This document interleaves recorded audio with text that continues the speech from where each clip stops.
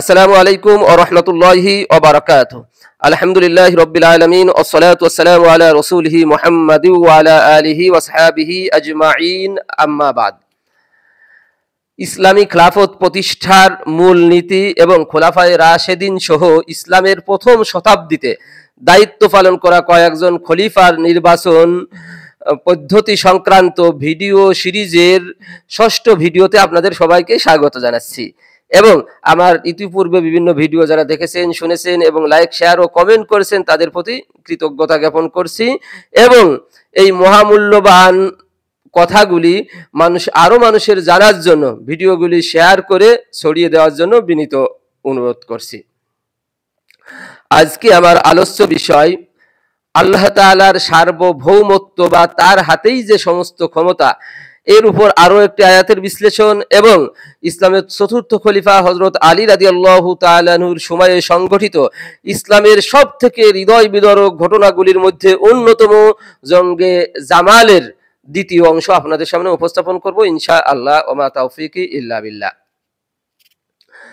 সূরা আজকে আমি যে আয়াতটি উপস্থাপন করব সূরা মুলকের প্রথম আয়াত। বিসমিল্লাহির রহমানির রহিম। তাবারাকাল্লাযী বিয়াদিহিল মুলক ওয়া হুয়া আলা কুল্লি শাইইন কদির।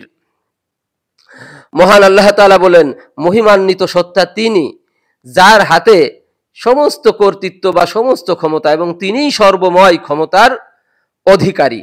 আমরা গতকাল সূরা আলে ইমরানের 26 নম্বর আয়াত আপনাদের সামনে উপস্থাপন করেছিলাম। সেখানেও আল্লাহ তাআলা বলেছেন, কুলিল্লাহুম্মা মালিকাল মুলকি তুতিল মুলকা মান তাশা ওয়া তানজিউল মুলকা মিম্মান তাশা ওয়া তুইজ্জু মান তাশা ওয়া তুযিল্লু মান তাশা। অর্থাৎ দুনিয়ার সমস্ত ক্ষমতার মালিক, সমস্ত সার্বভৌমত্বের মালিক উনি আল্লাহ নিজেই। ওনার হাতেই উনি যাকে ইচ্ছা দুনিয়ার কোন স্থানের ক্ষমতায় বসান এবং যাকে ইচ্ছা তাকে ক্ষমতা কেড়ে নেন, আবার যাকে ইচ্ছা ইজ্জত দান করেন, যাকে ইচ্ছা বেইজ্জতি করেন। সুতরাং ভেরি ক্লিয়ার আগের আয়াত এবং এই আয়াতকে ওই আয়াতকে আরো ক্লিয়ার করেছে। সুতরাং আমরা এবং আমাদের এই আলোচনার মূল ভিত্তি হিসেবে আমরা যে আয়াতটিকে নিছি সূরা মুমিনুনের 55 নম্বর আয়াত, যেখানে আল্লাহ তাআলা শর্ত দিয়েছেন দুনিয়ার মানুষদেরকে যদি তারা ঈমান আনে এবং সৎকর্ম করে তাহলে আল্লাহ তাআলা ওয়াদাল্লাহুল্লাযিনা আমানু ওয়া আমিলুস সালিহাত ওয়াদা দিয়েছেন তাদেরকে অবশ্যই জমিনের খিলাফত দিয়ে দেবেন বা প্রতিনিধিত্ব দিয়ে দেবেন, যেমন তিনি পূর্ববর্তী লোকদেরকে দিয়েছিলেন, এবং দ্বীনকে কায়েম করিয়ে দিবেন যে দ্বীনকে তিনি পছন্দ করেছেন। তো সুতরাং এই আয়াতে আমাদের যেহেতু মূলনীতি এবং সূরা সূরা 13 নম্বর আয়াতে আমরা দেখিয়েছি যে এই মূলনীতি প্রতিষ্ঠার বিষয়ে উনি আরেকটা শর্ত ওই আয়াতে দিয়েছেন যে দলে দলে বিভক্ত হওয়া যাবে না, এই বিভিন্ন ফেরকাবাজি, বিভক্তি বা মতভেদ সৃষ্টি করা যাবে না। তো সুতরাং এই শর্তগুলি যদি আমরা পালন করতে পারি, দুনিয়ার মানুষ পালন করতে পারে, তাহলেই এক মাত্র সম্ভব যে দুনিয়ায় খিলাফত প্রতিষ্ঠা বা ইনসাফ, ইসলামের ইনসাফ প্রতিষ্ঠা, অন্যথায় কশ্চিনকালেও সম্ভব হবে না। এবং আমার এই আলোচনার মূল ভিত্তি আরো একটি, যে আমি বলেছি এবং অলরেডি আমরা 4 জন খলিফার নির্বাচন পদ্ধতি সংক্রান্ত দেখিয়েছি যে, এবং আমি বারবার বলেছি ইসলামের ইতিহাসে সাহাবীদের আমলেই শুধু 7 জন খলিফা খিলাফতের দায়িত্ব পালন করেছেন। সাহাবীদের মধ্য থেকে 7 জন খলিফা খিলাফতের দায়িত্ব পালন করেছেন। 7 জন খলিফার নিয়োগ পদ্ধতি ছিল 7 রকমের, প্রায় ডিফারেন্ট নিয়োগ পদ্ধতি। সুতরাং আমি এটি বলতে চাইছি, এটি আমার ব্যাখ্যা, আরেকজনের ব্যাখ্যা আরেক রকম হতে পারে, যে বর্তমান সুতরাং যেহেতু আল্লাহ তাআলা সুনির্দিষ্ট কোন পদ্ধতির কথা বয়ান করেননি যে একজন কিভাবে খলিফা নির্বাচিত হবে, এমনকি রাসূলুল্লাহ সাল্লাল্লাহু আলাইহি সাল্লামও বলেননি। সুতরাং যেভাবেই হোক না কেন আল্লাহ তাআলার শর্ত যদি আমরা পূরণ করি তাহলে যে কোনো যুগে, যে কোনো সময়ে, যে কোনো পদ্ধতিতে যুগের চাহিদা অনুযায়ী ইসলামের খেলাফত বা ইসলামের ইনসাফ প্রতিষ্ঠা অবশ্যই অবশ্যই সম্ভব। কিন্তু ওই আল্লাহ যে শর্তগুলি দিয়েছে সেই শর্তগুলি আমাদের ফুলফিল করতে হবে।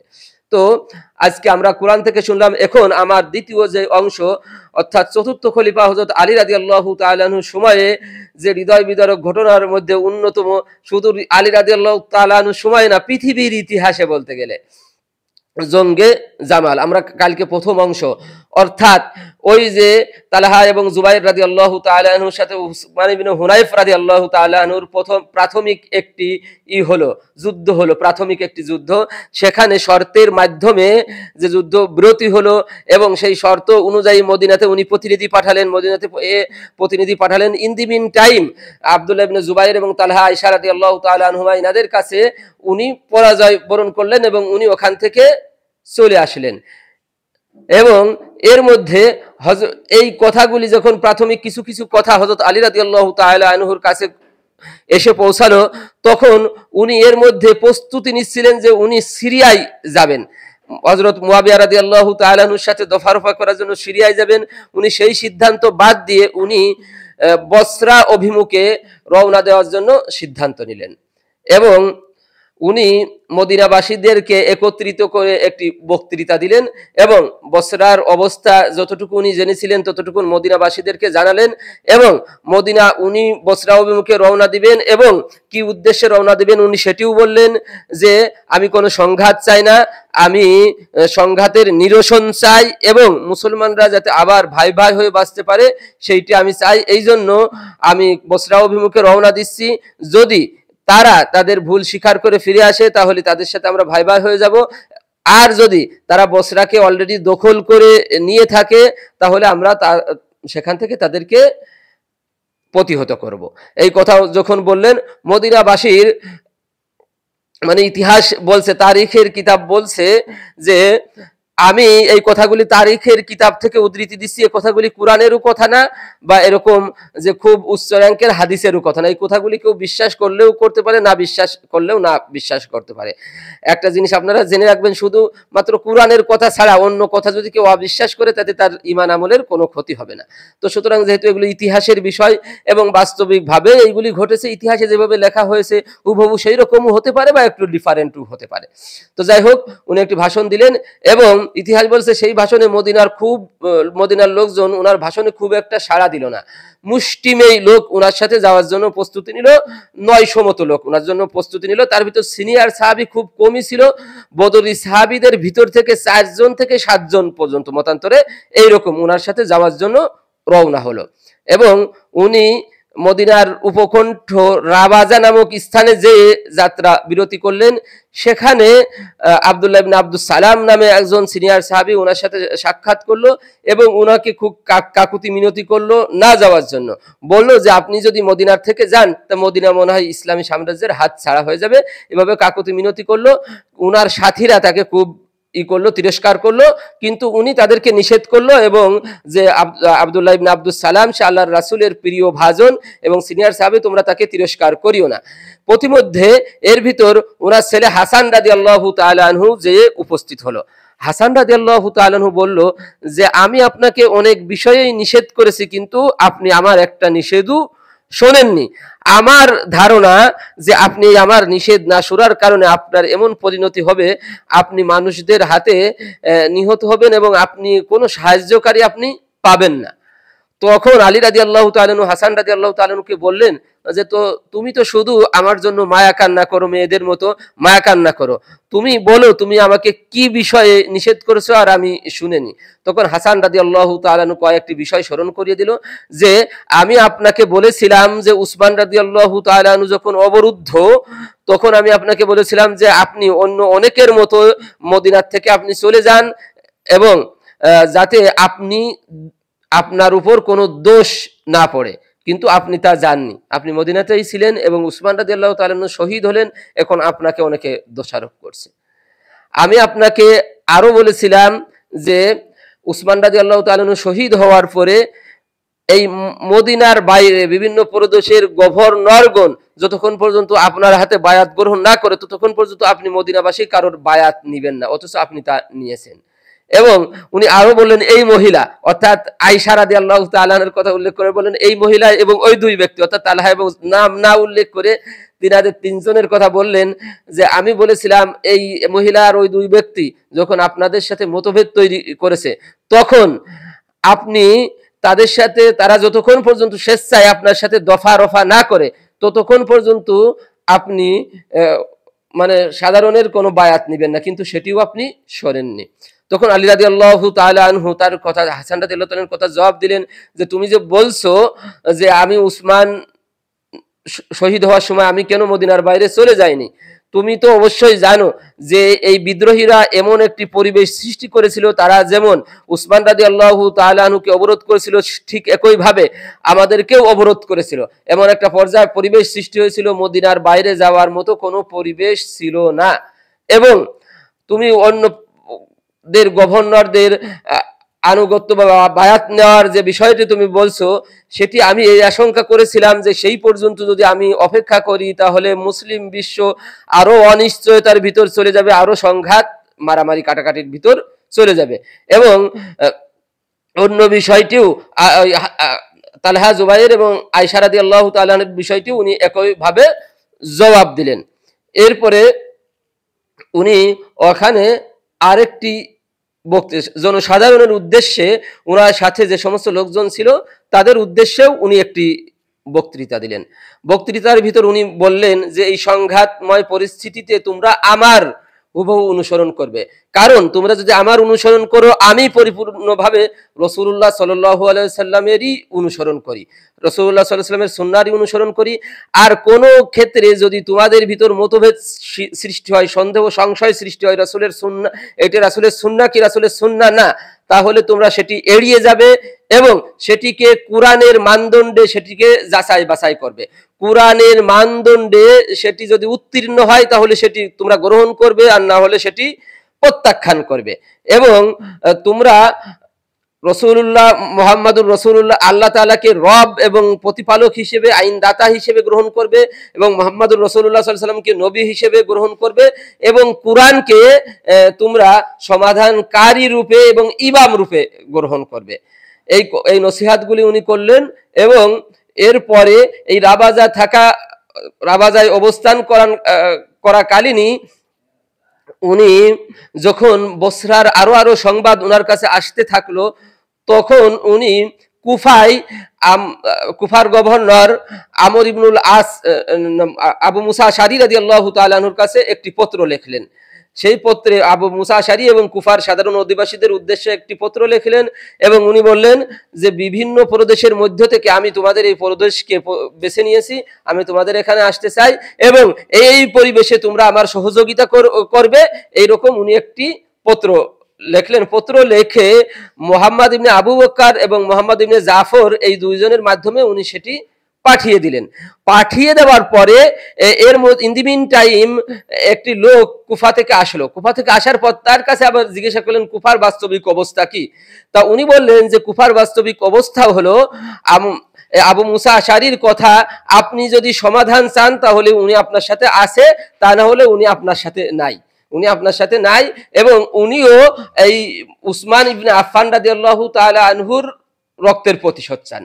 তো যাই হোক, ইন দি মিন টাইম দুই মুহাম্মদ অর্থাৎ মুহাম্মদ ইবনে জাফর এবং মুহাম্মদ ইবনে আবু বকর কুফায় যে পৌঁছলো। কুফায় যে পৌঁছলে আবু মুসা আশআরী রাদিয়াল্লাহু তাআলা আনহুর কাছে চিঠি হস্তান্তর করলো। চিঠি হস্তান্তর করলে উনি ওই যথারীতি একই কথা বলল যে আমরা আলী রাদিয়াল্লাহু তাআলা আনহু যাক আনুগত্য করে আমরাও তার আনুগত্য করি। উসমান রাদিয়াল্লাহু তাআলা আনহুকে উনি প্রাধান্য দিল এবং উনি বলল যে আমরা কোনো সংঘাত চাই না, আমিও উসমান হত্যার রক্তের বিনিময় চাই এবং আলী যদি চাই সংশোধন চাই বা চাই তাহলে আমরা আছি, কিন্তু সংঘাতের ভিতর আমি নাই। এবং তাদের সামনেই উনি জনসাধারণ উদ্দেশ্যে একটি ভাষণ দিল, বলল যে আমি রাসূলুল্লাহ সাল্লাল্লাহু আলাইহি ওয়াসাল্লামের কাছে শুনেছি এইরকম সংঘাতময়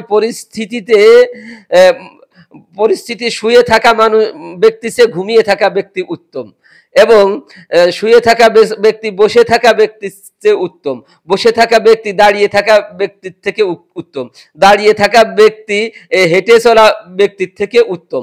অর্থাৎ উনি সবাইকে শান্ত থাকার, কোন রকম সংঘাতে না যাওয়ার জন্য কি পরামর্শ দিল, যার কথা ওনাদের দুজনের কাছে পছন্দ হলো না। কথিত আছে তারা মুহাম্মদ ইবনে আবু বকর এবং ওরা তিরস্কার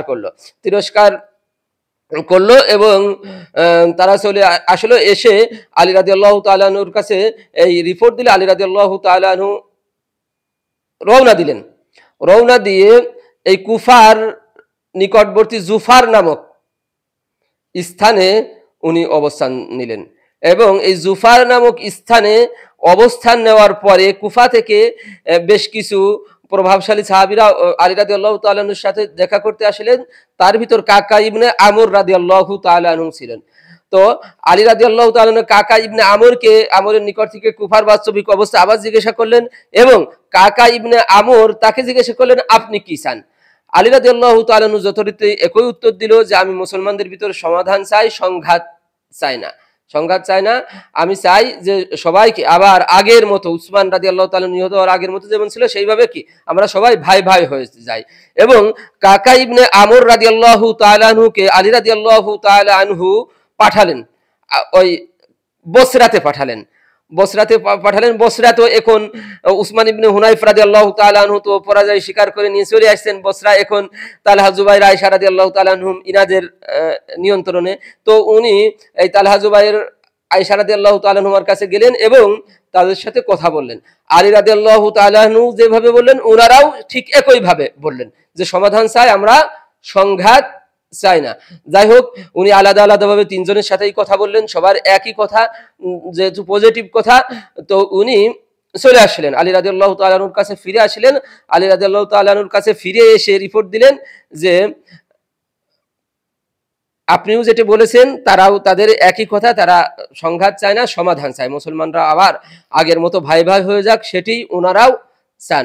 তো আলী রাদিয়াল্লাহু তাআলা আনহু যথারীতি আবার তার লোকজনের ভিতর একটি ভাষণ দিলেন যে, এবং সেই ভাষণে উনি এটি বুঝিয়ে দিলেন যে আমরা সংঘাত মারামারি চাই না। এবং ওই ভাষণে উনি আরেকটি কথা বললেন, যারা উসমান হত্যার সাথে জড়িত তাদের বিষয়ে উনি একটু তিরস্কার সূচক কথা বললেন। এতে উনার যে উনার দল বলে তখন পর্যন্ত 20,000 মতো লোক, এই কুফার লোক মদিনার লোক সব মিলে 20,000 মতো লোক ওনার দলে সংগঠিত হয়েছে। তার ভিতর 2,500 মতো লোক এমন ছিল ওই খারেজি গোষ্ঠীর, যারা উসমান রাদিয়াল্লাহু তাআলা আনহুর হত্যার সাথে যারা জড়িত এবং তারা সমাধান কোশ্চিন কালেও সমাধান চাচ্ছিল না। তার ভিতর যেমন আশতার নখী, আব্দুল্লাহ ইবনে সাবা, এরাও শীর্ষস্থানীয় ভিতর এরাও ছিল। তো রওনা হলো, আলী রাদিয়াল্লাহু তাআলা আনহু রওনা হয়ে গেল বসরার উদ্দেশ্যে।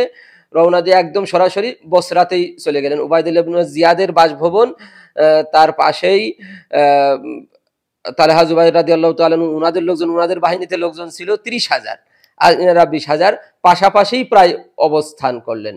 এবং পাশাপাশি অবস্থান করার কারণে এই খারেজি গোষ্ঠী যখন দেখলো যে দুই পক্ষই যেহেতু সমাধান চাচ্ছে এবং সমাধান হওয়ার পথে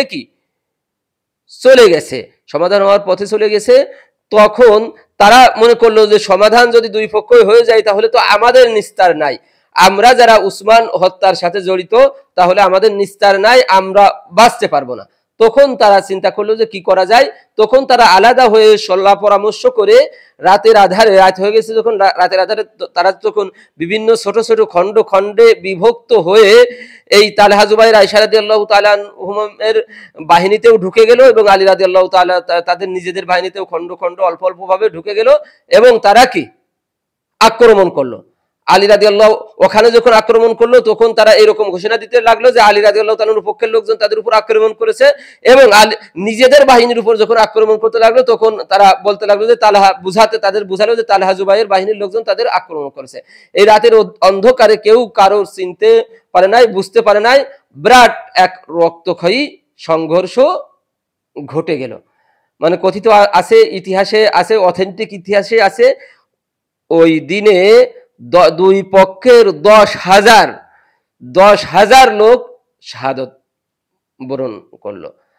এবং তখন কিছু লোক হযরত আয়েশা সিদ্দিকা রাদিয়াল্লাহু তাআলা আনহার কাছে গেল এবং আলী রাদিয়াল্লাহু তাআলা আনহুর পক্ষের লোকজনই কি বেশি শহীদ হলো। এবং তখন আয়েশা সিদ্দিক সবাই দেখলো, সবাই খুব মর্মাহত হলো এবং তারা ইতিমধ্যে যখন দিনের আলো ফুটতে লাগলো তাদের কাছে বিষয়টাও স্পষ্ট হতে লাগলো এবং আয়েশা সিদ্দিক রাদিয়াল্লাহু তাআলা আনহার কাছে লোকজন গেল। এমনকি তালহা জুবাইর রাদিয়াল্লাহু কি বলে আলী রাদিয়াল্লাহু তাআলা আনহু নিজেও কি আয়েশা সিদ্দিকা রাদিয়াল্লাহু তাআলা আনহার কাছাকাছি হলেন এবং তালহা জুবাইর তারাও কাছাকাছি হলেন এবং আয়েশা সিদ্দিকা রাদিয়াল্লাহু তাআলা আনহাকে পরামর্শ দিলেন তিনি উষ্টির হাওদার উপর উঠে সবার উদ্দেশ্যে শান্ত হওয়ার জন্য কথা বললেন এবং সবাই কি শান্ত হলো এবং শান্ত হওয়ার পর তারা যখন ক্ষয়ক্ষতি বিশ্লেষণ করলো দেখো অপরিণত ক্ষতি হয়ে গেছে এবং তারা বুঝতে পারলো যে এটি এই কিছু মুনাফিক যারা এই যে আলী রাদিয়াল্লাহু তাআলার সাথে ছিল উসমান হত্যার সাথে জড়িত এইরকম 2000-2500 মুনাফিক তাদের করুণ কার্যের কারণে মুসলমানদের ভুল বুঝের কারণে এইরকম বিরাট এক ক্ষতি হয়ে গেল। তখন তারা সেই ক্ষতিতে সবাই মানে ইতিহাসে আছে সবাই তালহা জুবাইর রাদিয়াল্লাহু খুবই খুবই লজ্জিত হলো এবং আয়েশা সিদ্দিকা রাদিয়াল্লাহু তাআলা আনহু লজ্জিত হলো, সবাই অত্যন্ত লজ্জিত হলো এবং পরস্পর মিলে গেল।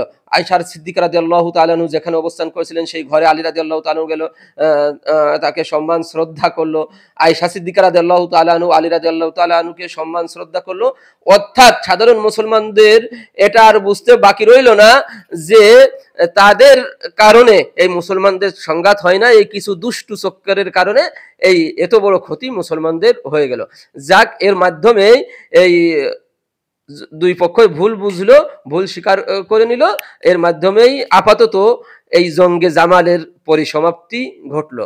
এরপরে যে আরেকটি যুদ্ধ আবার জঙ্গে সিফফিন হলো সেটি নিয়েও আমরা কথা বলবো। আজকে আমাদের এই ভিডিও সংক্ষিপ্ত এখানেই আমরা শেষ করলাম।